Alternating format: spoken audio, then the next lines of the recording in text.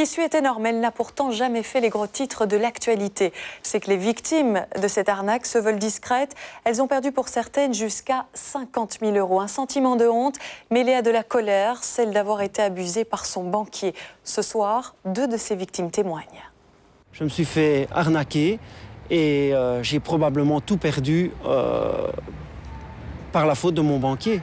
50 000 €, c'est ce qu'a perdu Jean-François Bruyère. Une somme très importante qu'il place en 2001 sur le conseil de son banquier dans une start-up américaine.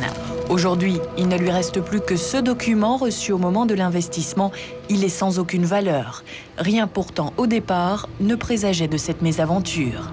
C'était un placement à court terme, 4 à 6 mois maximum, avec une garantie de capital. Donc en fait, quoi qu'il arrivait, il n'y avait rien qui était perdu. Et j'avais tout à fait confiance en mon banquier. Mais les mois passent et Jean-François n'obtient aucun bénéfice. Entre-temps, son banquier est licencié. De son côté, le président de la société américaine, banquier également à l'époque pour la même enseigne, justifie le retard. Il prétexte une mauvaise conjoncture économique. Je suivais les informations à la télévision sur l'économie. Je me doutais bien que c'était logique. Et puis, il y a une personne qui m'a dit « Fais toujours attention parce que ça pourrait être une arnaque ». Jean-François commence alors des recherches sur Internet et tombe sur ce message. Un internaute français y met en cause la société dans laquelle a investi Jean-François. Il évoque une escroquerie. J'ai appris que c'était pas du sérieux non plus. C'est des sociétés de démarrage de nouvelles sociétés et en réalité, c'est du vent. En Belgique, cette arnaque aurait fait au moins 6 victimes, toutes liégeoises, comme cette femme qui, par souci de discrétion, a souhaité s'exprimer à visage masqué. Elle aussi a perdu près de 50 000 €. Ça nous empêche vraiment de dormir, parce que finalement, c'était l'argent de toute une vie, quoi. Et on espérait quand même en tirer autre chose. C'est quand même, on a vécu normalement, mais je veux dire qu'on aurait pu vivre mieux. On s'est privé pour économiser cet argent-là. Et puis bon, un coup de baguette comme ça, on vous flambe et vous dites que vous n'avez plus rien. Cette affaire implique donc 2 anciens banquiers. Tous 2 travaillaient pour la même enseigne, l'un à Herstal, l'autre à Seraing. Tous 2 aussi auraient abusé de la confiance qu'avaient en eux leurs clients. Nous avons retrouvé l'un de ces banquiers. Il était aussi le président de la prétendue start-up américaine. Jean-François Bruyère est présent lors de la rencontre. Juridiquement, je ne vous suis pas redevable. Je suis redevable si j'avais votre argent. Qui m'est redevable? Qui a l'argent? Ah, moi, j'ai les preuves, de toute façon, que moi, je n'ai pas votre argent. L'argent de Jean-François aurait servi à un investissement immobilier en Ardèche, dans le sud de la France. Et c'est curieusement dans cette région que s'est réfugié le banquier de Jean-François, celui qui lui avait conseillé d'investir 50 000 €.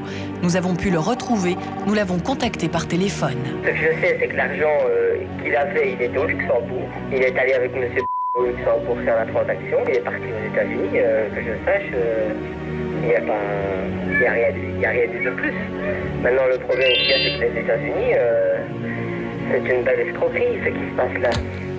La clé de cette affaire serait donc aux États-Unis, à Miami précisément, siège de la société dont Jean-François pensait avoir acheté des actions. Mais le 3e homme, impliqué dans ce dossier, se dégage lui aussi de toute responsabilité. Mais en ce qui concerne M. Poutier, je peux rien faire, je n'ai pas de trace de versement. Même si j'avais, si vous voulez, un reçu de M. Poutier envers à ce moment-là, je pourrais envisager les choses différemment. L'argent, on ne sait pas où il a donné. C'est quand même relativement curieux. Jean-François Bruyère a pourtant bel et bien reçu une preuve de son investissement, un document signé par 2 des 3 personnes incriminées dans cette affaire. Selon nos informations, la start-up poursuit ses activités. Elle n'est pourtant reprise dans aucun registre officiel de la ville de Miami. Les investissements qu'elle continue à proposer semblent avantageux, mais ils risquent bien de continuer aussi à rester lettre morte. Dans ce dossier, chacun se rejette donc la balle, même la banque où se sont déroulées les transactions frauduleuses. Contacté par nos soins, son avocat rappelle que les 2 agents incriminés étaient indépendants et que les titres émis ne portaient pas le sceau de la banque. Celle-ci ne peut donc être tenue, affirme-t-il, pour responsable. C'est tout simplement un sentiment de vouloir récupérer ce qu'on m'a pris. C'est quand même plusieurs années de travail qui s'envolent en un instant. Jean-François reste déterminé. Il attend un geste fort de la banque, de la justice aussi. Lui et d'autres victimes ont porté plainte. La police financière de Liège mène l'enquête. Cette affaire a fait au moins 6 victimes connues, toutes dans la région de Liège, mais elles pourraient être beaucoup plus nombreuses. Le dossier est toujours à l'instruction.